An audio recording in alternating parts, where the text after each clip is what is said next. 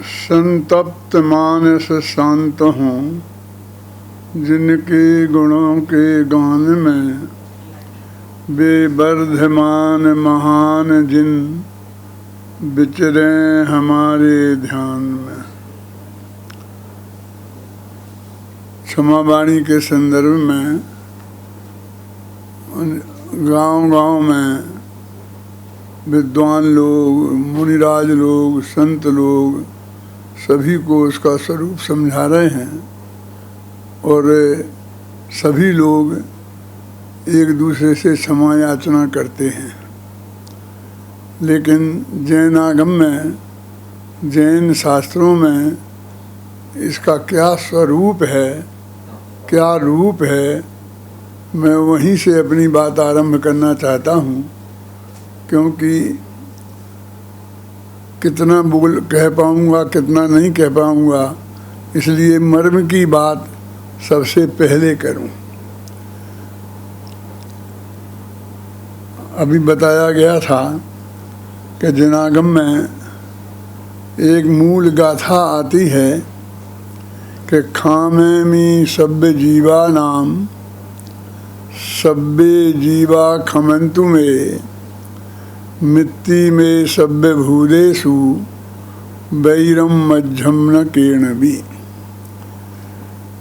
इसका सीधा सच्चा सा अर्थ है कि मैं सब जीवों को क्षमा करता हूँ।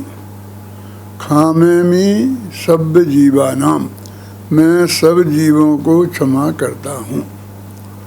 सभ्य जीवा खमंतु में, सब जीव मुझे क्षमा करें।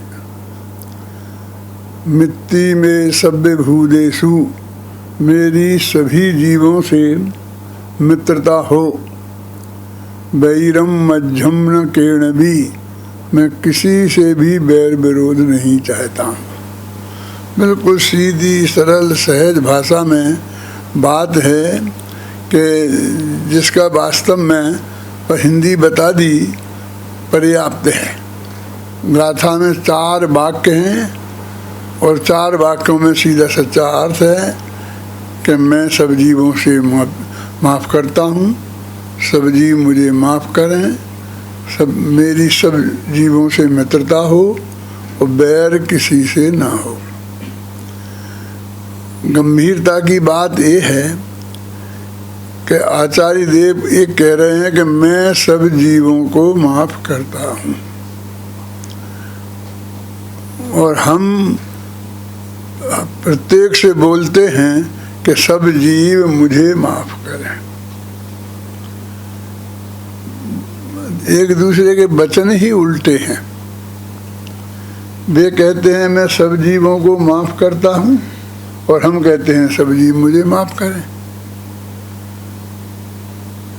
और हम मुँह से भले ही बोलते हो सब जीव मुझे माफ़ करें, लेकिन अपने पर्सनल मित्रों से जिनसे कभी कोई झगड़ा नहीं हुआ है, पक्की दोस्ती है, उनसे जाके बात करते हैं कि भाई साहब माफ़ कर देना, माफ़ कर देना। बिल्कुल औपचारिकता लगती है। मेरे से भी लोग कहते हैं कि माँ क्षमा कर देना, तो मैं सचमुच आपसे बोल रहा हूँ कि मुझे ये विकल्प आता है। क्यों, क्या बात है? ऐसा मैं सहज बोलता हूँ। क्योंकि मुझे याद नहीं आ रहा है कि तुम किस बात की क्षमा मांग रहे हो।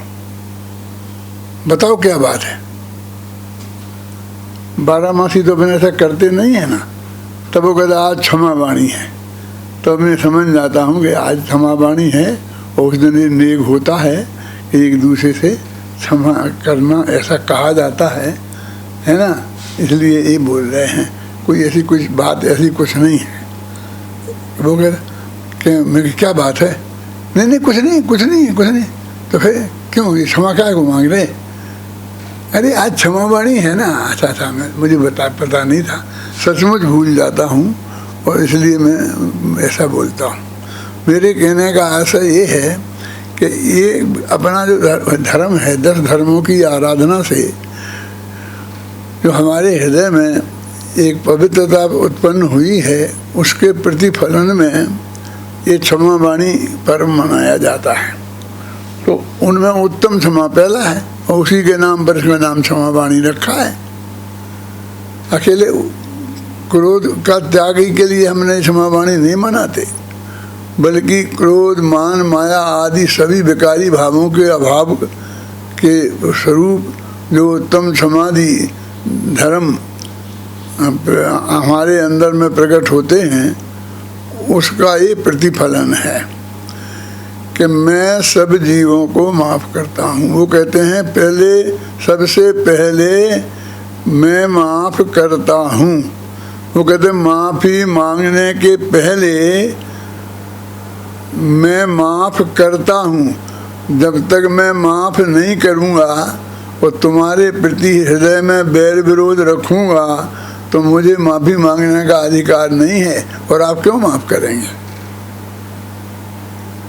पहले मैं अपने हृदय को साफ करता हूँ, इसलिए मुझे उत्तम क्षमा धर्म पहले है।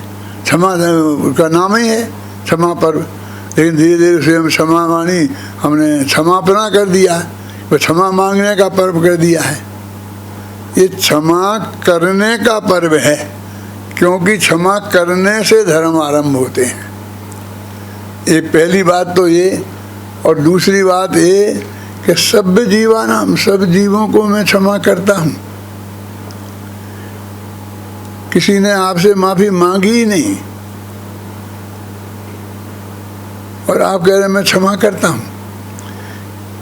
ये जो आचार्य का वचन है वो कितना महान है कि उसको यदि हम बिल्कुल हिंदी, शुद्ध हिंदी में बोलें और सहज भाव से जाकर किसी से कहें कि तुम जाके उससे कहो कि जाओ मैंने तुम्हें माफ़ किया, तो कोई कहने को तैयार नहीं होगा।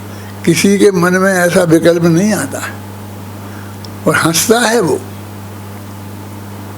और यदि मैं कहूँ जा कर के कि मैंने तुम्हें माफ़ किया, विशाखा तुम्हें माफ़ किया, अभय जी तुम्हें माफ़ किया, कि साहब क्या बात कर रहे हैं, हमें क्षमा मांगने तो देते, इतनी जल्दी क्या है आपको? है? तुमको माफ़ करने की जल्दी हमें इसलिए नहीं है कि तुम पे कुछ कृपा करना है, हमें इसलिए जल्दी है कि ये कसाय हमको, क्रोध कसाय एक क्षण भी हम अपने अंदर में नहीं रखना चाहते हैं। हम इससे जल्दी से जल्दी मुक्त होना चाहते हैं। तो जल्दी है हमें कि हम आपसे माफ़ी मांगते ना, फिर आप माफ़ कर देते, कि हम क्यों इंतज़ार करें तुमसे माफ़ी मांगने की? क्या हम उत्तम क्षमा धर्म है कि नहीं, कि पराधीन क्रिया है? क्या कोई हमसे क्षमा मांगे तब हम क्षमा करें? यदि कोई क्षमा नहीं मांगना चाहता है और वो अपने मान कसाय का त्याग नहीं करना चाहता है, तो हम क्रोध कसाय का भी त्याग नहीं करें। हम अपने को अपवित्र कैसे रखें? हमारे हृदय में ये बात समझ में आ गई कि बैर एक क्षण भी धारण करने लायक नहीं है।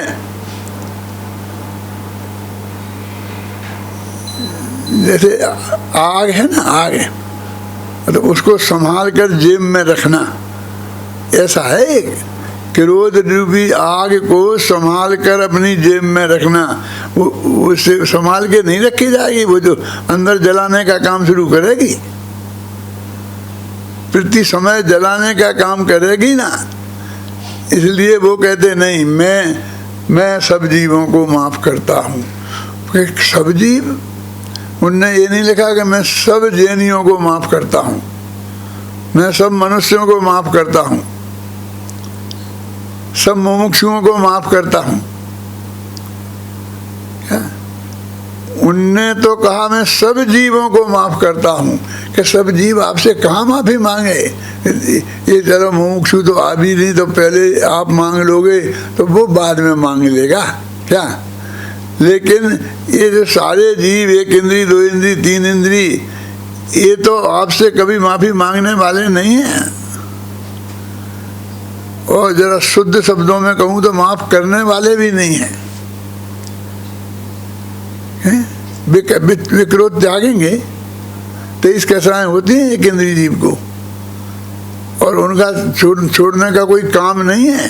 जब तक श्रेणी पंचेंद्रिय नहीं हो जाएं तब उनके त्याग का करने का कोई काम नहीं है। मान त्याग करके तुमसे माफ़ी मांगने, और माफ़ी मांगने लायक बात हो तो माफ़ी मांगे। तुम तो निरंतर लगातार उनके विरुद्ध अपराध कर रहे हो, उन्हें बराबर सताए जा रहे हो, है ना। और माफ़ी मांगे, सब जीवों को माफ़ करता हूँ, और बराबर उसको लेकर के आलू को काट के और उसमें ऐसे उबाल रहे हो, बिल्कुल चाय जैसा उबाल रहे हो उसको, हैं। और वो आलू का जीव तुम्हें क्या माफ़ कर दे? यदि वो समझता भी हो तो क्या करे, क्योंकि तुम उबालना तो बंद करो। माने यदि दूसरा माफ़ी मांगे तब माफ करने की बात उत्तम क्षमा में होवे, तो फिर सब जीवों से तो हो ही नहीं सकती है। फिर तो श्रेणी पंचेंद्रिय मनुष्यों में ही, अपने परिचित लोगों में ही होगी ना। लेकिन आचार्य ने तो परिचित लोगों से बात नहीं करी और सब जीवों की बात करी कि मैं सब जीवों से माफी मांगता हूं। कि उसके माफी मांगे बिना कि हाँ, क्योंकि इतने अपराध किए हैं मैंने पर जीवों के प्रति, हैं। अपने जो आलोचना पाठ है ना, अपने यहाँ जो प्रतिक्रमण करे जाते हैं ना, श्वेतांबर परंपरा में प्रतिक्रमण करने का ज़्यादा रिवाज है, अपने यहाँ नहीं है दिगंबरों में, लेकिन आलोचना पाठ पढ़ने का अपने यहाँ रिवाज है।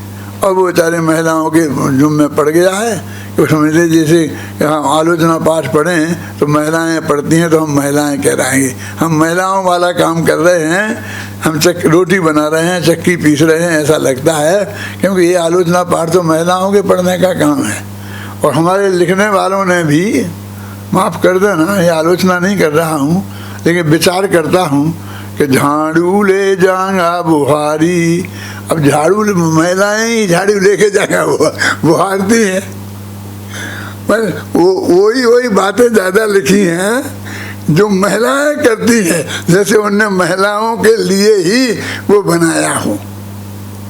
जो पुरुष करते हैं जो पाप, उनकी बातें ही नहीं करते हैं, अब वो इसलिए महिलाओं का पाठ बन गया। जैसे हमारा समाधि मरण और मरते समय का पाठ हो गया कि जब कोई मरने लगे तो उसे समाधि मरण सुनाओ और तब समाधि मरण पढ़ो, 12 महीना पढ़ो ही नहीं, है। मैं तो कहता हूँ कि समाधि मरण को 12 भावना जैसा पढ़ना चाहिए और उसका नाम ही बदल देना चाहिए, समाधि मरण नहीं, समाधि जीवन। जीवन है, समाधि तो जीवन है।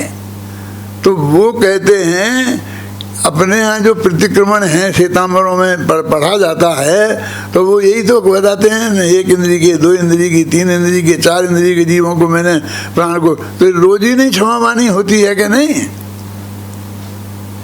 ये प्रतिक्रमण जो हम करते हैं रोजाना करने का है, और भले ही हम साल में 1 दफ़ा करें, महीने में 1 दफ़ा करें, और ऐसा करें। अपने यहाँ आलोचना पाठ तो रोज ही नहीं पढ़ा जाता था, तो ये तो रोजाना करने की चीज़ है। ये साल में भी 1 दफ़ा क्यों? क्योंकि हमने सब जीवों के प्रति, पंडित खेमचंद भाई तो कहा करते थे कि हम तो उन्हें जीव ही नहीं समझते हैं, जीव जैसा व्यवहार नहीं करते हैं।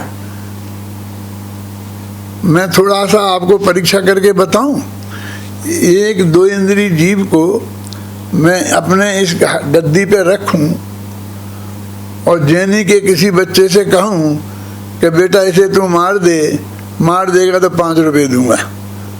सारे देश में चले जाओ कि जैनी का एक बच्चा उसे मारेगा? नहीं। 5 रुपये बहुत कम होते हैं आजकल, 100 रुपये में तो मार देगा? नहीं। 1000 रुपये दोगे तो भी नहीं मारेगा। क्यों? क्योंकि वो उसे जीव समझता है, उसे वो उसके साथ जीव जैसा व्यवहार करता है। एक चींटी चिंटियों के साथ हम एक जीव जैसा व्यवहार करते हैं।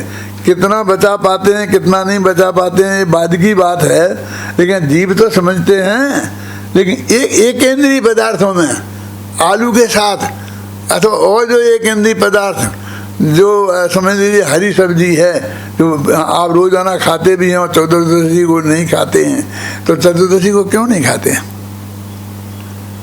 क्योंकि वो उसमें जीव है। तो ऐसा उसको देख के सचमुच तुम्हें जीव जैसा लगती है कि ककड़ी देख के ऐसा लगता है जीव जैसा कि ये कोई जीव है और इसे मैं खा रहा हूं? मैं आपसे जानना चाहता, सोचो आप, जो है ना जल है, अग्नि, ये 5 हैं अपने एक इंद्रिय जीव है ना, पृथ्वी, जल, अग्नि, वायु, वनस्पति। तो ये कदाचित थोड़ा वनस्पति वगैरह को हम मान भी लें, इसलिए मान लें क्या चतुर्दशी वगैरह को नहीं खाते हैं तो ऐसे लगता है कि नहीं खाने लायक कुछ है। फिर बाद में पृथ्वी को, जल को, वायु को, इनको डिस्टर्ब करते समय हमको ऐसा लगता है कि हम कुछ पाप कर रहे हैं, हम किसी जीव का घात हमसे हो रहा है, उसके प्रति असावधानी, यानी वे हमें जीव से ही नहीं लगते हैं। तो खेमचंद भाई कहा करते थे कि एक दिन तुम ऐसी पर्याय में जाओगे कि सारी दुनिया तुम्हें जीव नहीं मानेगी। और पूजन में भी लिखा है, रूकन बिकाया भाग बसते देव एक इंद्री हुआ। क्या अर्थ है कि देव पर्याय से ताते चय था बर्तन धरे एवं परिवर्तन पूरे करे। स्थावर होता है क्या नहीं, वनस्पति होता है। तो आप जानते हो कि बाजार में सब्जी लेने पहले जाते थे तो और जो चीज़ें जो लेते थे वो सब्जी वाला ये क्या होता है वो धनिया बोलते, क्या बोलते हैं, पुदीना, धनिया, ऐसे ही मुफ्त में ऐसा डाल देता है तो बिना पैसे ही के। क्योंकि सब्जी तुमने खरीदी तो क्या तुमने रूंगन है वो, तो तुम रूंगन में बिक जाओगे भाई साहब। अनंत जीव और कई दफे बिक गए। क्या रूंगन बिकाया, सोचो आप, ये मैं ये नहीं कह रहा हूँ, ये अब 2 तरह के अभक्ष होते हैं ना मनीष, 2 तरह के होते हैं ना, एक त्रिशघात और एक बहुघात। बहुघात क्या है? त्रिशघात 30 जीवों का घात तो 2 इंद्रिय से लेके 5 इंद्रिय तक के जीवों का हो गया, और बहुघात में 1 इंद्रिय जीवों का घात है। तो उसका नाम बहुघात क्यों, स्थावर घात क्यों नहीं रखा? कि वो लौट एक साथ होते हैं। आप चटनी बनाओगे, आप आलू बनाओगे तो उसे अनंत जीव एक साथ, इसलिए बहुघात है वो। हमने सब ने पढ़े, हम पंडितों ने तो पढ़े ही हैं कम से कम, लेकिन हमको ये लगता है कि ये अनंत जीवों का घात हो रहा है। चलता है कि नहीं चलता है ये बाद की बात हो, पहले अंदर के फीलिंग की बात है। जो ने कहा ना कि खामे मी सब जीवानाम, मैं सब जीवों को क्षमा करता हूँ। इनडायरेक्ट वे में उसका ये अर्थ है कि मैं कल से उन्हें घात नहीं करूँगा, मैं उन्हें माफ़ करता हूँ का ये अर्थ है। मुनिराज के ये वचन हैं और वो ऐसे ही निभाते भी हैं। ये उद्देश्य आहार के त्याग का क्या मतलब है? हमारे उद्देश्य से जो आहार बनाया जाएगा वो हम नहीं लेंगे, उसका यही तो अर्थ है कि जो भी उस भोजन बनने में जो भी त्रिश स्थावर का घात हुआ, त्रिश का क्यों बोल रहे हैं? अरे चींटी मिंटी बनाने में आरंभ में होता है क्या नहीं, कितने त्रिश जीव भी से बच पाते हैं हमके, तो उसका जिम्मेवारी मेरी नहीं है। मैं अपने हाथ से ये काम नहीं कर सकता। अभी पेट भरना है तो जिनवानी की आज्ञा के अनुसार उतना मैं ले लेता हूँ, लेकिन मैं सब जीवों को माफ़ करता हूँ, माने मैं संकल्प पूर्वक किसी का भी घात नहीं करूँगा। क्योंकि सब जीवों के प्रति वो कहते आपको फिर कहते खामे मी सभ्य जीवा नाम और सभ्य जीवा खमंतु में, सारे जीव मुझे माफ करें और मैं सब जीवों को माफ करता हूँ। तो वो कहते हैं कि सारे जीव मुझे माफ करें, वो बेचारे जीव को समझते ही नहीं है। सगे भाई से तो माफी नहीं मांगता है, सगे भाई से तो 6-6 साल से बोलचाल बंद है, झगड़ा चल रहा है कि नहीं है। और वहाँ कहते सब जीवों को मुझे माफ करें, उनसे माफी मांग रहा है। अरे उनके प्रति जो हमारे जीवन में अपराध हो रहे हैं उनकी फीलिंग की बात है। उनके प्रति जो हमारे चित्त में अपराध हो रहे हैं उनके प्रति फीलिंग की बात है। और माफ़ी करने का अर्थ ये है, किसी ने कहा तो नहीं तुम उसको माफ़ कर दो, ना कोई की आज्ञा तुम अपनी तरफ से कह रहे हो, तो अभी कल से फिर उनको वैसी की वैसी तकलीफ देते रहो, तो फिर माफ़ करने का क्या मतलब? ऐसा ही नहीं हुआ कि हमने किसी के गाल पे एक चांटा पड़ा और कहा माफ़ करना, उन्होंने कहा जाओ माफ़ किया तो दूसरा जड़ दिया। माफ़ कह नहीं पाया कि दूसरा जड़ दिया, माफ करने के बाद दूसरा जड़ दिया, ये नहीं कह रहा हूं मैं।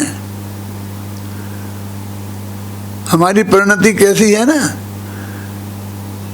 ऐसा नहीं कि एक मारा और उसने कहा माफ किया फिर फटाफट जड़ दिया, ऐसा नहीं कह रहा हूं मैं। वो जड़ना चालू ही है। क्या झाड़ू ले जाऊंगा बुहारी, माताओं बहनों से मैं कहता हूं, वो झाड़ू रोकी नहीं है उसने कि कल फिर बुहारी नहीं है ना।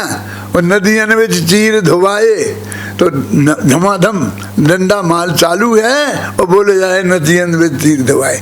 समझे ना क्या कह रहा हूँ? दोनों अंतर समझ में आया कि नहीं आया? माने उस वक्त ही चालू है।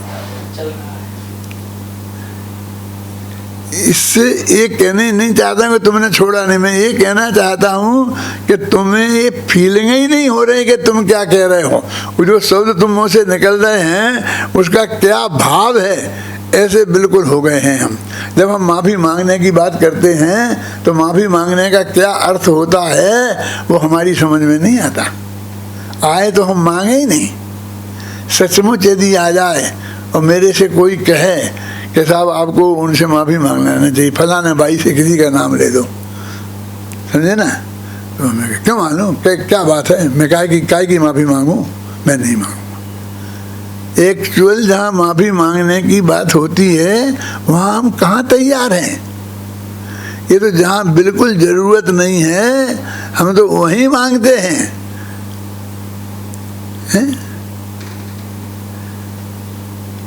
हमारी क्षमावाणी का स्वरूप क्या है और आचार्य हमें क्या आज्ञा दे रहे? क्यों?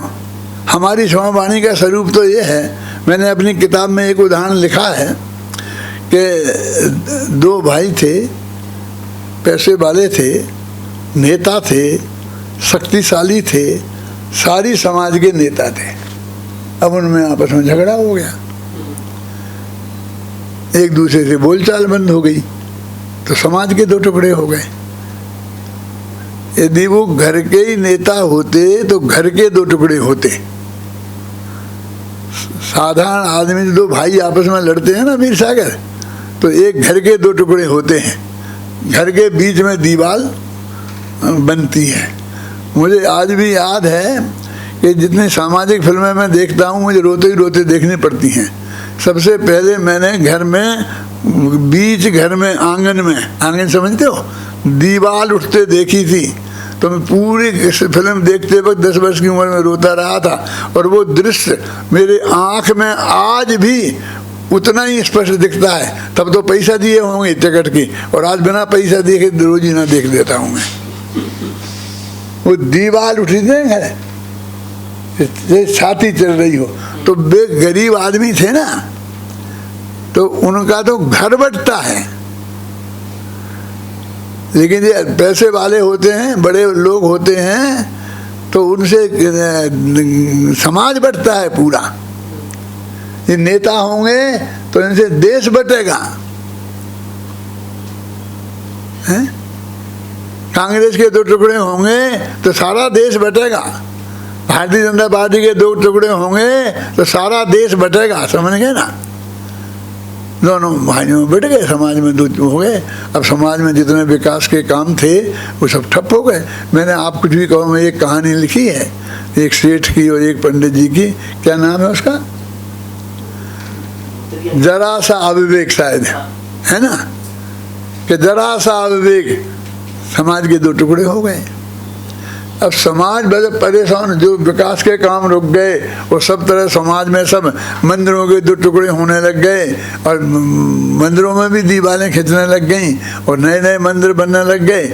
2 नए मंदिर बन गए, एक बड़े भैया का एक छोटे भैया का। तो मूल मंदिर जो बाप का था वो उजड़ गया, उसे कौन संभाले? बाप का जो मंदिर था बाप ने बनाया था, अब बड़े भैया ने अलग बना लिया और छोटे भैया ने अलग बना लिया, तो बाप के मंदिर को कौन संभाले? तो समाज के लोगों ने सोचा कि भैया अपनी क्षमा वाणी तो जैसी होगी सो हो जाएगी, लेकिन इन दोनों की करवा दो तो समाज में एकता हो जाए और समाज के सब काम ठीक होने लगेंगे। तो वे छोटे भैया के पास गए और उन्हें समझाया कि क्षमा वाणी का समय है, तुमने हजारों कार्ड छपवाए हैं, सारे देश में बांटे हैं और हर एक से तुमने मिच्छामी दुक्कड़म किया है, हजारों के हाथ जोड़े हैं, तो बड़े भैया के भी जोड़ लो। वो हजारों में एक समझ लो, एक और है, उनसे भी तो भाई साहब कह के हाथ जोड़े हैं ना, कि नहीं मैं नहीं करूँगा। बहुत समझाया, उसकी गलती है कि किसकी गलती है, तुम्हारी है कि उनकी है, हम कोई अदालत नहीं लगा रहे, हम कोई फैसला नहीं कर रहे, हम आपको ये नहीं कह रहे तुम्हारी गलती है, ना हम उनको कह रहे हैं कि उनकी गलती है। हम तो ये कह रहे हैं कि दोनों में झगड़ा है, दोनों में बैर विरोध है, दोनों भूलते नहीं है किसकी गलती है। अब हम उसका फैसला करने नहीं बैठे हैं, इसलिए हम चाहते हैं क्षमा वाणी के अवसर पर ये काम निपट जाए। इसलिए आप जैसे हर एक के थोड़ी किससे क्या गलती थी और आपने हर एक से क्षमा याचना की है कि नहीं। तुम मेरे से क्षमा याचना कर रहे हो तो तुम्हें कोई गलती का एहसास हुआ था इसलिए थोड़ी कर रहे हो, नहीं तो सोमवार की जगह मंगल को भी कर सकते थे, मंगल के बुधवार को भी कर सकते थे, इसलिए कर रहे हो। इसलिए तुम तो क्षमा वाणी कर लो, अब इसको जाने दो किसकी गलती है। और तुम छोटे भैया हो तो तुम बड़े भैया से मांग लो, सबसे मांग के तो वो किसी तरह उसे राजी किया। क्यों आज ऐसे राजी थोड़ी होता है आसानी से। जब उन सब ने कहा कि देखो तुमने यदि आज हमारी बात नहीं मानी तो आज से हम भी तुम्हारे सब शत्रु, हम भी नहीं बोलेंगे तुमसे।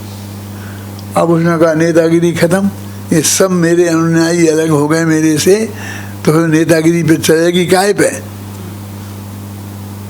तो उससे दब के वो तैयार हुआ कि ठीक है मैं मांग लूँगा माफ़ी, लेकिन एक बात है, तुम उनसे पूछ के आओ कि मैं माफ़ी मांगूंगा तो वे माफ़ कर देंगे कि नहीं। कहीं मैंने माफ़ी मांगी और उनने फिर माफ़ नहीं किया और 4 और सुना दी तो फिर ये जीवन भर के लिए पक्का हो जाएगा काम। जो तुम आज खत्म बैर विरोध खत्म कराने आए हो ना, ऐसा ना हो कि क्षमा वाणी के दिन और पक्का हो जाए। तुम पहले नक्की करके आओ उनसे। बेचारे भी उनके पास गए कि ये माफ़ी मांगने को तैयार हो गया, तो उनसे कहा नहीं मैं नहीं मांग करूँगा, ये नहीं करूँगा। तो बहुत समझाया, आखिर उनके पास भी पूरी बातें होने के बाद यही रास्ता अपनाना पड़ा कि हम आपका साथ छोड़ देंगे और हम आज से उन्हीं के साथ चले जाएंगे, छोटे भैया के साथ। तो वे भी तैयार हुए कि ठीक है, वो हैं कि वो माफ़ी मांगेगा तो आप माफ़ कर देंगे कि नहीं। कि कर दूंगा, लेकिन उसे लिखित माफ़ी मांगनी पड़ेगी।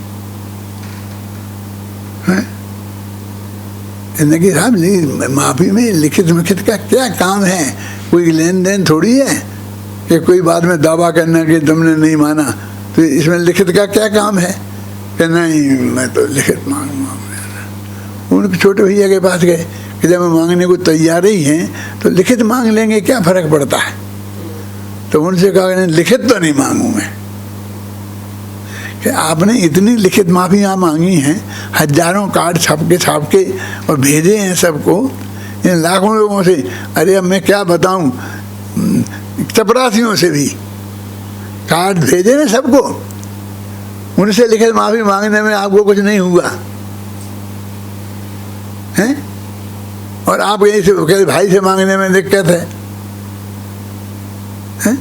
अरे वही तो कह रहे हैं कि नहीं वो बात अलग है, ये बात अलग है, ऐसा करके किसी तरीके से क्या कहते हैं आपको लिखित माफ़ी मांगनी पड़ेगी बिना, क्योंकि वो भाई साहब बिना लिखित माफ़ी के तैयार नहीं हैं।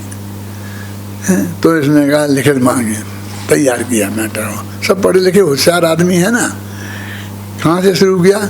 मैंने तो कोई गलती आज तक की नहीं है, यहाँ से शुरू हुआ माफीनामा। फिर भी ये पंचलोक नहीं मानते हैं तो मैं माफ़ी मांगने को तैयार हूँ, बशर्ते आप पहले ये बताएं कि आप माफ़ कर देंगे कि नहीं कर देंगे। वो शर्त पहले। और जो माफ़ीनामा लेके उन्हें तो माफ़ी मिल गया तो फटाफट घड़ी करी। माफ़ीनामा मिलना आसान थोड़ी था, और उन्होंने दे दिया बिना देखा ही नहीं। वो जाके बड़े भाई को थमा दिया कि ये माफ़ीनामा है, तो देख करके पढ़ करके एकदम उसने 1000 टुकड़ी करके फेंक दिया। ऐसी होती है, पहले स्वीकार करना पड़ेगा कि मैंने गलती की।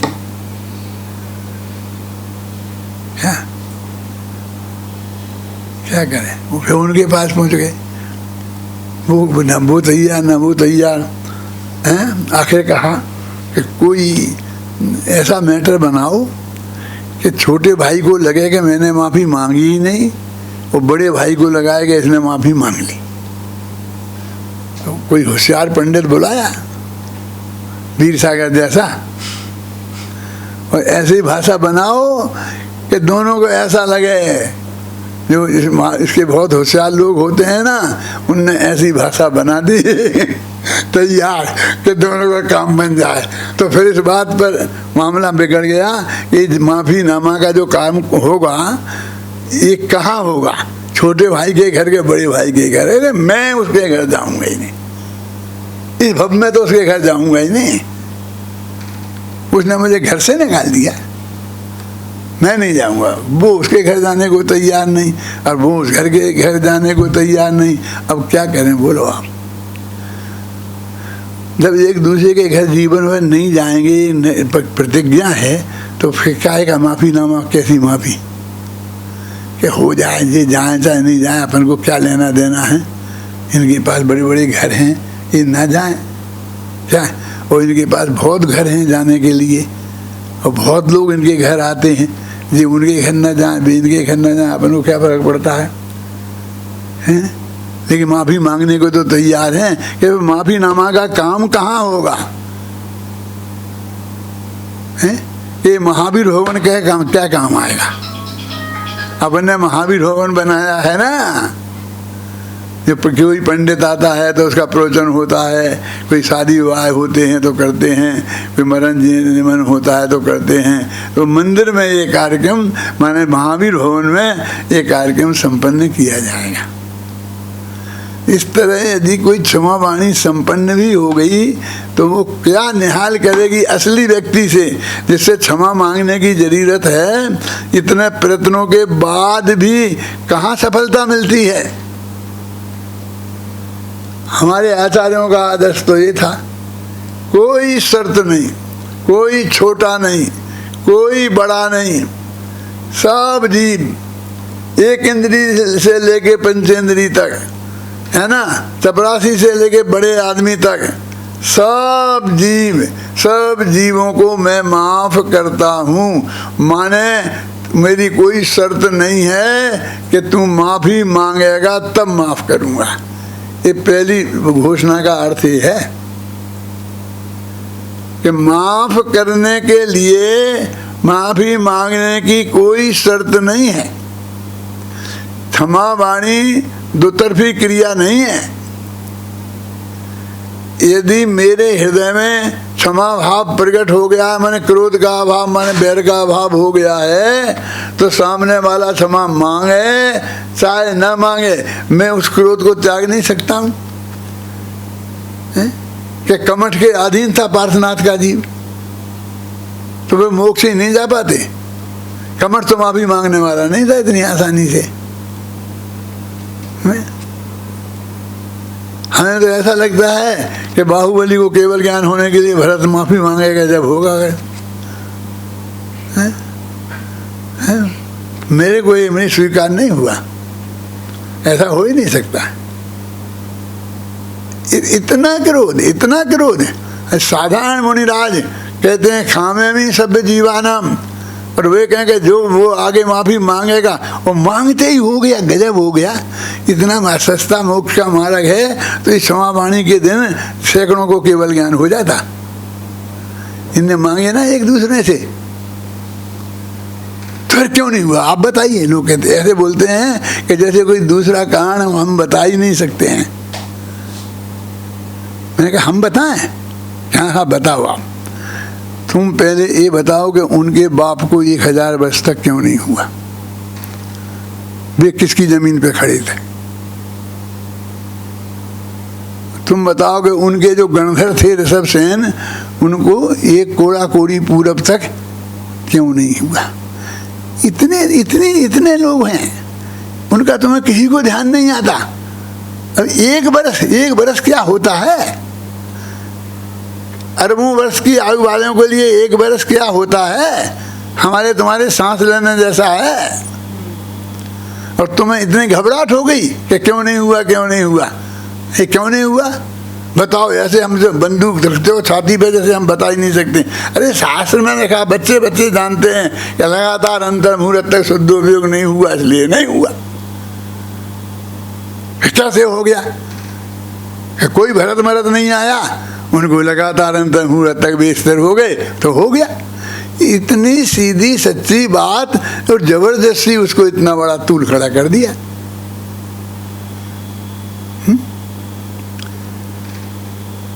कहाँ जरूरत है किसी दूसरे की? सब जीवों को मैं माफ करता हूँ, माने मैं किसी को नहीं सताऊंगा, यानी मैं उद्दिष्ट आहार नहीं लूंगा, ये अर्थ है इसका। मैं जीव को जीव समझूंगा। हम सोचेंगे हम जीव के जीव जैसा व्यवहार, मैं जीव से जैसा व्यवहार का मतलब समझे। अरे हम तो अपनी गाय भैंस को भी जीव जैसा व्यवहार नहीं जानते हैं, जीव नहीं मानते हैं। क्या प्रमाण है इसका? देखो, आपकी पत्नी है, आप हैं घर में, तो यदि आपका बच्चा हो 4 वर्ष का है, तो उसके सामने आप कोई कुचेष्टा करते हैं? क्यों? क्योंकि उसे जीव मानते हैं। और गाय के सामने आप समझ गए ना, कुत्ता के सामने, बिल्ली के सामने कोई मर्यादा आप रखते हैं ध्यान में? और तुम बीच बाजार में खड़े होकर और मंदिर में कोई ऐसी कुचेष्टा करो किसी के भी साथ, तो भगवान ही मालिक है ना। यानी तुमने उन्हें जीव नहीं माना, तुमने उन्हें मनुष्य नहीं माना है? तो जो काम एकांत में करने के हैं उन्हें उनके सामने करना, यानी उन्हें जीव नहीं मानना जैसा है। उनके तुम जीवत्व की स्वीकृति तो करो। अभी खड़े हैं यहाँ पर, और एक डंडा लिया और ये पेड़ में धड़ाधड़ मारे जा रहे हैं। क्यों? क्या भैया क्या हो गया? तो काय को ऐसे ही हाथ चला, हाथ में डंडा आ गया तो चला दिया, ऐसा चला दिया। क्यों? लक्ष्मण जी ने चला दी तलवार, वो बांट को काटने चलाने के लिए, वो उसका गला कट गया। किसका? खरदूषण का। ऐसे कितने गला कट जाते हैं। सब जीवों को माफ करता हूँ का अर्थ क्या? जरा गंभीरता से विचार तो करो। और सब जीव मुझे माफ करें कि साहब मैं अब तो तुम कहते भाई से माफी मांगो, अब तो कहते उस पंच से माफी मांगो, उस नेता से माफी मांगो, अब तो कहते तुम कुत्ते बिल्ली से माफी मांगो।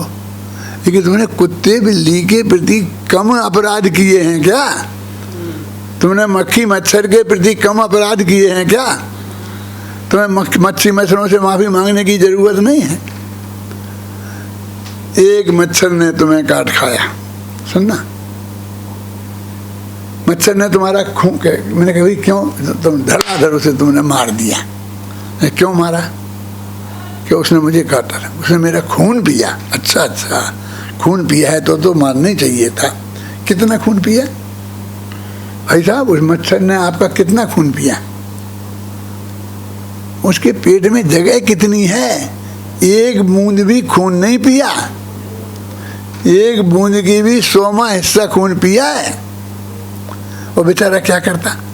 ना तो उसकी कोई खेती है, ना दुकान है, ना अच्छी नौकरी है, ना बढ़िया पैकेज है, ना वो प्रोफेसर है, कुछ नहीं। क्या करता? उसे पेट तो भरना था, हैं? पेट भरना था क्या नहीं भरना था? और यहीं कहीं से भरना था। वहाँ यहाँ दिख गया उसके, उसने मान लिया। अब उसने एक 1000वां भाग खून की बूंद तुम्हारी क्या पी, तुमने फटाफट उसकी जान निकाल ली। वो अपना खून भी निकाल लिया, उसका भी खून निकाल लिया, जान निकाल ली। आजकल मच्छर बहुत हो गए, डीडीटी तो मंगवाओ, डीडीटी छिड़कवाओ, तो तुमने सारे घर में डीडीटी छिड़कवा दी। वो डीडीटी से अकेले मच्छर ही मरेंगे, वो ही मरेगा, उसके माँ बाप नहीं मरेंगे, भाई बहन नहीं मरेंगे, और बाकी मच्छर नहीं मरेंगे, कॉकरोच नहीं मरेंगे, मक्खियाँ नहीं मरेंगी, और चिंटी चिंटा नहीं मरेंगे। कितने जीव होंगे बोलो? आपने जरा विचार किया है? छिड़का दी, अब बिल्कुल साफ है, कुछ नहीं मरना ने। फिर यदि तुम भाग्य से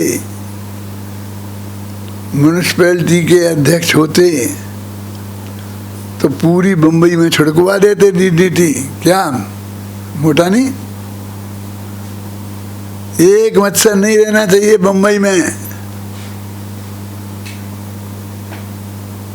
और यदि दुर्भाग्य से मुख्यमंत्री होते तो पूरे महाराष्ट्र में छिड़का देते। और महादुर्भाग्य से यदि प्रधानमंत्री होते तो हिंदुस्तान में से एक मच्छर नहीं बचने देते। अब तो टीवी खोलने से भी घृणा होने लग गई है, सच बोलता हूँ। क्यों वीर सागर? बस चाइना चाइना चाइना, कोई कोरोना हो चाइना, बस दो के अलावा तीसरी कोई बात ही नहीं है। और राफेल और फलाना फैल, इतना फैल है, और चाइना साफ एक कितने अरब हैं? 1.5 अरब लोग हैं। 1.5 अरब नहीं है, 1.5 अरब तो आदमी हैं। कीड़े मकोड़े गाय भैंस सब साफ हो जाएगा। और हमारा एक राफेल ये कर देगा, इसको ये बर्बाद कर देगा, और उसने वो ये कर दिया, वो सारी पहाड़ियों पे कब्जा कर लिया। कि चलाए होंगे ना कुछ हथियार, वो पहाड़ियों पे कब्जा किया है, पहाड़ियों के जीवों को मार डाला। वो कीड़े मकोड़े ने तुम्हारा क्या बिगाड़ा था? वो कौन सा कब्जा तुम पे कर रहा था? हैं? कितना बड़ा काम किया। और ये सब, और अभी अमेरिका से दोस्ती, फलाने से दोस्ती, 5 से दोस्ती, और बिल्कुल पूरा साफ है। और वे चुपचाप बैठे रहेंगे। मालूम, मैंने एक पढ़ा था सरदार पटेल का। सरदार पटेल ने उसे बुलाया कि हैदराबाद नरेश को, वो बात चल रही थी कि साइन करते हो कि नहीं करते हो इस पर, हैं? और पटेल साहब बैठे थे वहीं हैदराबाद में, और उनसे बात करी। तो उसने क्या किया था कि पूरे हैदराबाद को घेर लिया था उसने, नवाब ने, और उनसे कहा कि इधर साइन कर लो, कि सोचता हूँ, कि सोच लो, लेकिन यहीं सोच लो, तुम जा पाओगे तब जब यहाँ से साइन कर दोगे। तो वो बोला, ये समझ लेना, हैदराबाद में एक हिंदू नहीं बचेगा। क्या?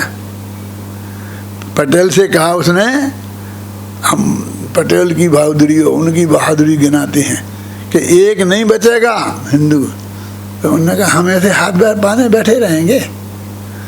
जरा दिखवाओ। सारा हैदराबाद ने सेना ने घेर लिया है।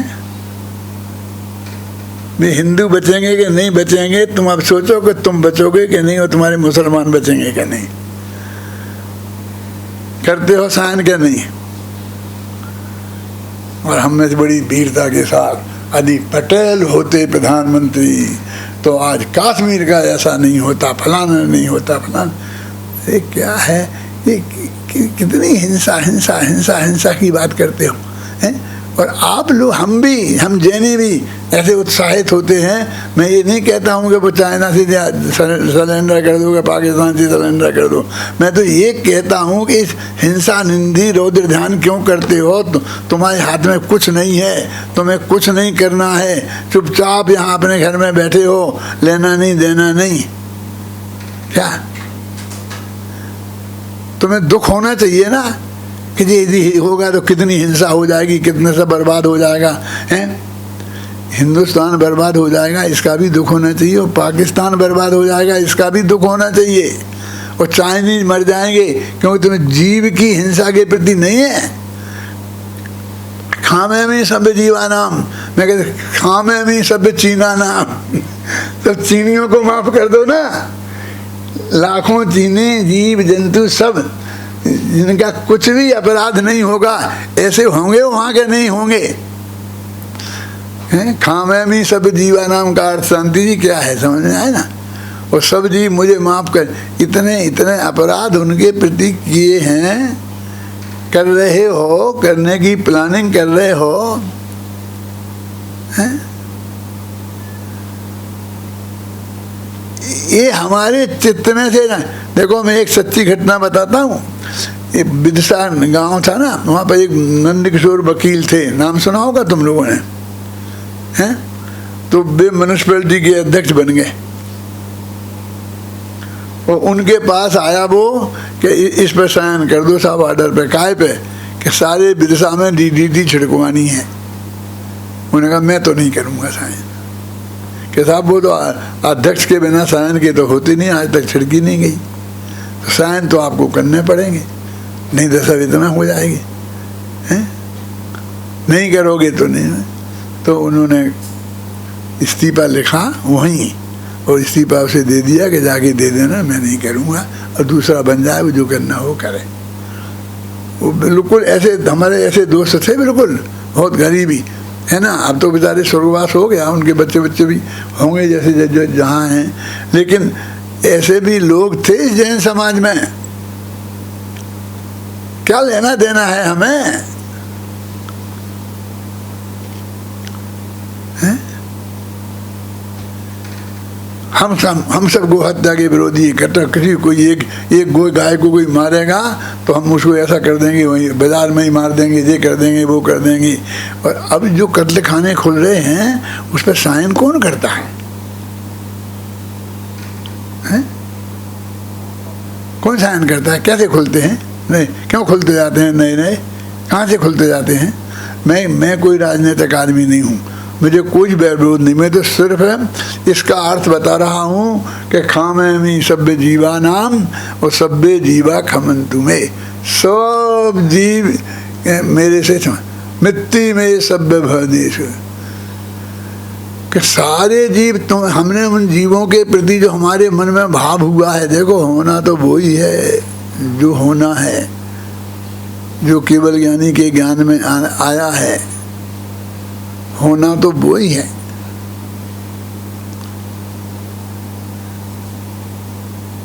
मनीष, मैंने वो एक लिखा है अभी, समाधि मरण, समाधि क्या ना, क्या है, समाधि का सार। मरण काय को लिखूं मैं, मरण समाधि मरण कुछ नहीं होता, समाधि में जीवन होता है।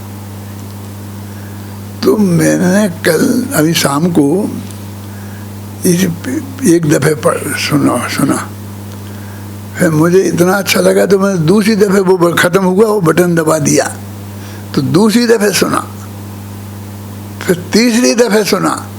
मैं कब तक सुनता रहता मुझे पता नहीं, कि बीच में आके कि वो काम पे मुझे लोग ले नहीं जाते। तो पढ़ो, एक दफे पढ़ो, आद्यो पांत एक एक पंक्ति पढ़ना तुम जाकर के, तुमसे कह रहा हूँ पर्सनल, मैं कल पूछ लूँगा, और गहराई से सोचना उसमें, देख के क्या है, क्या बात है, असली स्थिति क्या है, असली क्षमा वाणी का क्या स्वरूप है? सब मैं सब जीवों से, क्योंकि हमसे जीवन में ये हमारा जो रोजीना का प्रतिक्रमण है, प्रत्याख्यान है, आलोचना है, ये इसी का तो है जो हमारे जीवन में से निकल गई। वो एक आलोचना पाठ होता था थोड़ा बहुत, तो वो भी अब सब गायब है। वो भी कौन पढ़ता है बोलिए? हैं? तुम्हारे यहाँ तो बहुत है ना गुजरात में, प्रतिक्रमण प्रतिक्रमण प्रतिक्रमण, लेकिन उसके अंदर कभी सोचा है क्या? एक इंद्री का, दो इंद्री का, फलाने इंद्री का, ये सब कितना हम बोलते हैं, और वही तो गाथा में है। हाँ मैं मी सभ्य जीवा नाम और सभ्य जीवा खमंतु में मिट्टी में सभ्य भूदेशु, सब प्राणियों से मेरी मित्रता हो है। ऐसी मित्रता होगी? हैं? एक मिनट में सीट पे बैठ के मित्रता की बातें करते हैं, और एक मिनट में सारे मारने का प्लानिंग बनाते हैं। वहाँ तैयारी चलती रहती है मारने की, ये प्लानिंग की बढ़िया से बढ़िया है। केवल हम तो देश के लिए करते हैं, देश को बचाने के लिए करते हैं। देश कैसे बचता है, क्या बचता है, ये बैठ के सचमुच मित्रता कर लें तो कितने जीवों की हिंसा बच सकती है, कितना पैसा बर्बादी बच सकती है, कितना श्रम बच सकता है। ये सैनिक कितने श्रम करते हैं, जान की बाजी लगा कर वहाँ पर पहाड़ियों पर पड़े रहते हैं। ये यदि खेतों में इतना मेहनत करें तो अनाज इतना हो जाए कि सारी दुनिया को हम खिला सकते हैं।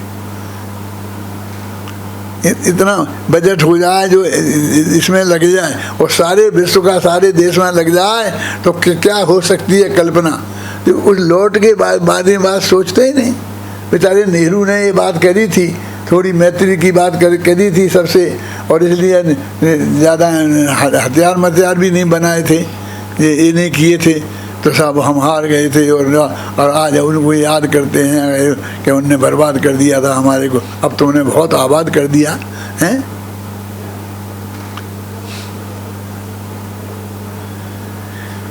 आप मत समझ लो कि मैं मोदी के विरुद्ध बोल रहा हूँ, मैं तो इस हिंसा के विरुद्ध बोल रहा हूँ, मैं तो क्षमा वाणी पर बोल रहा हूँ।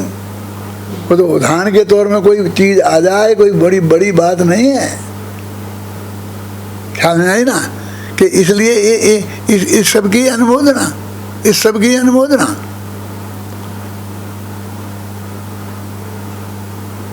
एक बहुत बड़े डॉक्टर थे, नाम नहीं बताऊंगा, और मेरे थे, बोले ये कर देना चाहिए, ये कर देना चाहिए, एक बम फेंक देना चाहिए पाकिस्तान पर, ये कर देना चाहिए। मैंने क्या बात कर रहे हो? तो मैंने कहा देखो रोजाना आज 4 मर गए, कल 5 मर गए, 5 मार दिया उन्हें, आतंकवादियों ने इतना ऐसा बहुत बोलने लगे। मैंने कहा सुनो मिस्टर, आज तो मेरे सामने कहा तो कहा, लेकिन अब मैं दोबारा मेरे सामने ये बात नहीं करना, नहीं तो मैं तुमको यहाँ घर से निकाल दूंगा। तुम भले कितने बड़े डॉक्टर बने लेना। क्यों? क्या कह रहे हो कि उनने इतने मार डाले? कितने मार डाले बताओ? रोजाना 2 मार दिए, 4 मार दिए, रोजीना समाचार आ जाते, तो साल भर के कितने हो गए बताओ मुझे? घबराना नहीं। यदि 1000 हो जाए तो बताना मुझे, साल भर के गिनोगे तो 100 मिलेंगे।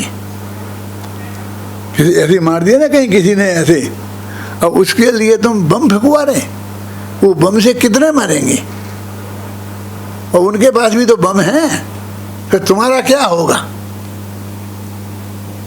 अरबों, और यहाँ 2-4 तो क्या कह मरने दें? मैं कब कहता हूँ मरने दें?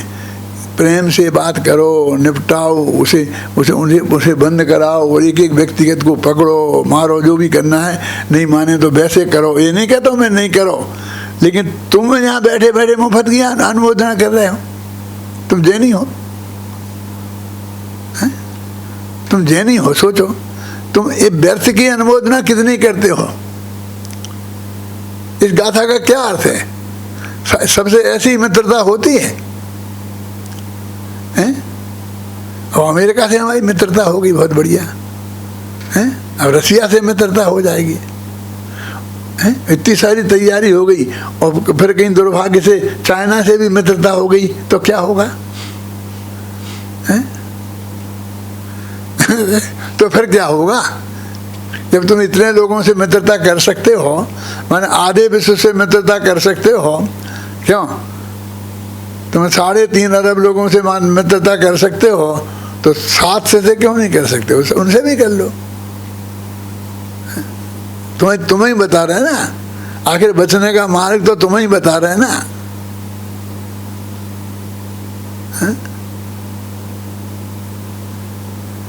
खामे सभ्य जीवानाम सभ्य जीवा खमंतु में मिट्टी में सभ्य भूदेशु, सब प्राणी में बैरम मध्यम न बहकीर्ण में, मैं किसी से भी बैर विरोध नहीं चाहता हूँ।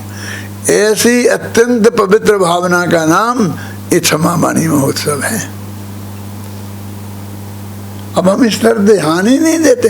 और मैंने कहा कि ये निश्चय की बात जो असली बात है वो भी, और व्यवहार की भी क्या दुर्दशा है बताई थी ना, दो भाइयों का, कि 2 भाइयों की मित्रता कैसे होती है, कैसे बैर विरोध खत्म होता है कि नहीं, वो जिससे मैं करना उसकी तो कोई बात ही नहीं होती है। क्षमामणि की क्या हाल है कि सब इतने बड़े बड़े कार्ड छपते हैं प्रेस वालों को, डाक खाने वालों को, के अलावा किसी को फायदा नहीं होता है क्षमा वाणी से। हैं? हम सब लोगों को तो परेशान होता है। हमारी जो डाक है ना, शादी के कार्ड फंस जाते हैं। शादी दिवाली के 4 दिन बाद शादी थी, कोई ऐसी थी, तो कहा कि नहीं अभी दिवाली के कार्ड जाएंगे, तो अभी कार्ड मत डालो, नहीं फंस जाएंगे उसमें, तो वे कार्ड पहुंचेंगे ही नहीं। वे चिराग अली को सौंप देते हैं। इतना करते हैं, लेकिन बिल्कुल भी नहीं। एक बार सच्ची घटना है कि मैंने कहा हरी सभा में, ऐसी प्रवचन में ही, साहू अशोक कुमार जी जिंदा थे तब, कि साहू अशोक कुमार ने मेरे से लिखित माफ़ी मांगी। तो एकदम तहलका मच गया। दिल्ली की बात है। साहू तब लोग देखने लग गए। अब कोई आदमी ऐसा भी बैठा था जो उनका दोस्त था, उन तक जो रोजी न पहुँचता था, फटाफट जाकर उनसे कही कि डॉक्टर भारत बर्तन में कह रहे थे कि आपने उनसे लिखित माफ़ी मांगी, और आपकी क्या बात है, क्यों आपने माफ़ी मांगी? उन्होंने कहा मैंने तो नहीं मांगी, अभी मुझे 2 साल से मिलना ही नहीं हुआ, और मेरी तो उनकी बहुत मित्रता है, मेरे कभी ऐसी बात आ ही नहीं बसेंगे। हैं? वो फटाफट लौट के मेरे पास आ गई। मैं मेरे पास तो है, लिखित रखी है उनकी, आप आओ तो मैं दिखाऊंगा मैं जहाँ ठहरा हूँ। तो वो वहाँ आए, तो मैंने एक क्षमा वाणी कार्ड रखा था अशोक जी का, तो वो बताया कि देखो ये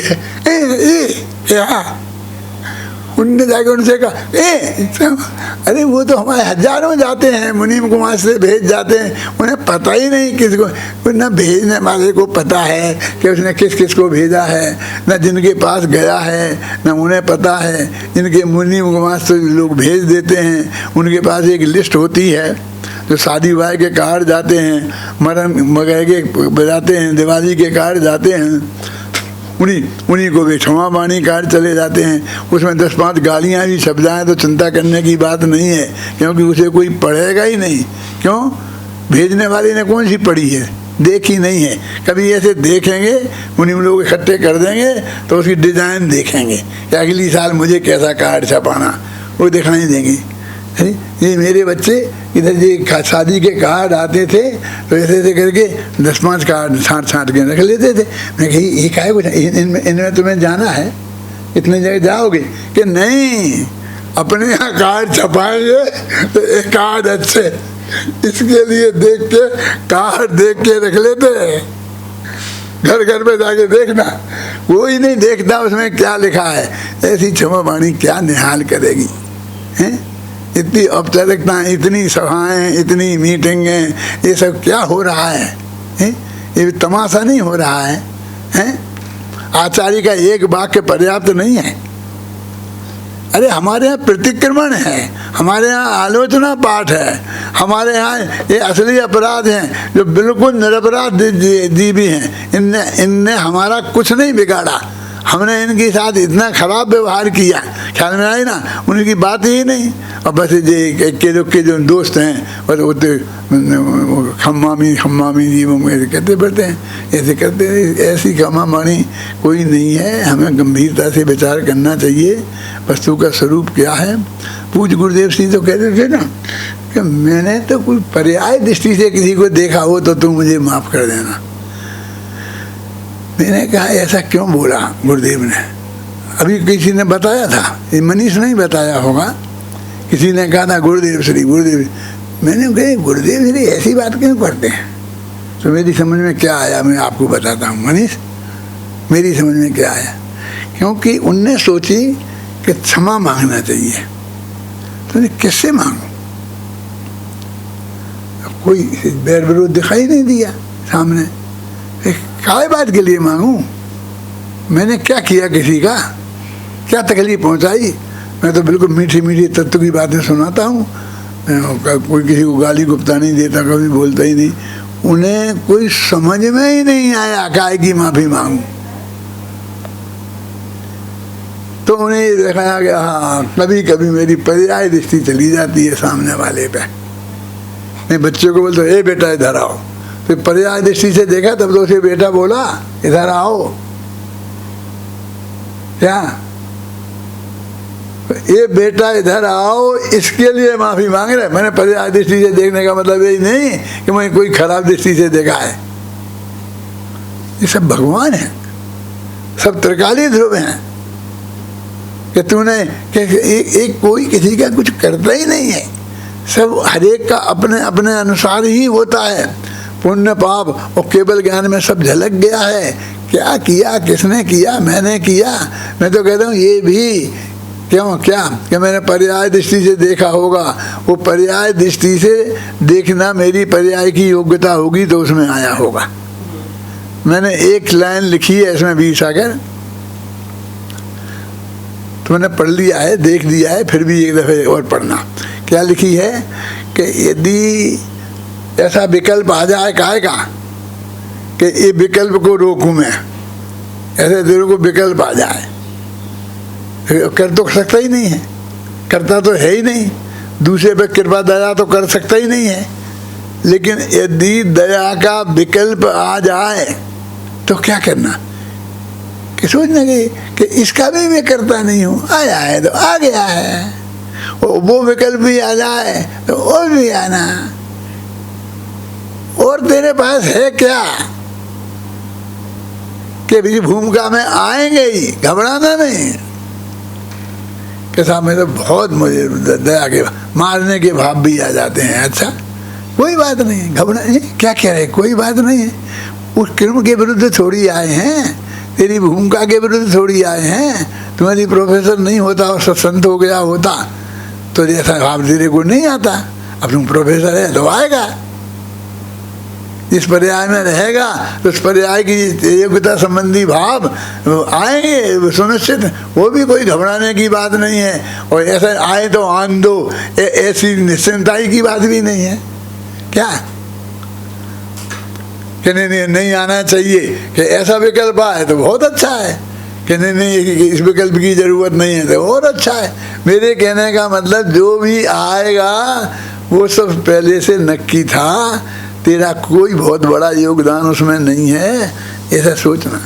ये जो मैं दृष्टि दे रहा हूँ तुम्हें, इस दृष्टि से पढ़ना। क्या जो भी पढ़ो, मेरी अभी 1 साल भर की रचनाएं, वो इस दृष्टि से पढ़ना कि वास्तविक स्थिति क्या है। ये जो मैंने आपको उदाहरण दिए नेताओं के या किसी के सेठियों के, ये किसी से रंच मात्र भी देश के वजह से नहीं दिया। मैं किसी का रंच मात्र भी विरोधी नहीं हूँ, विरोध भाव से कोई लेना ही देना नहीं है। मैं तो सिर्फ समझाने के लिए दिया है कि ये क्या कि तुम इसमें कहाँ उलझ रहे, काय में जा रहे, क्या हमें क्या जरूरत है इसमें इसकी।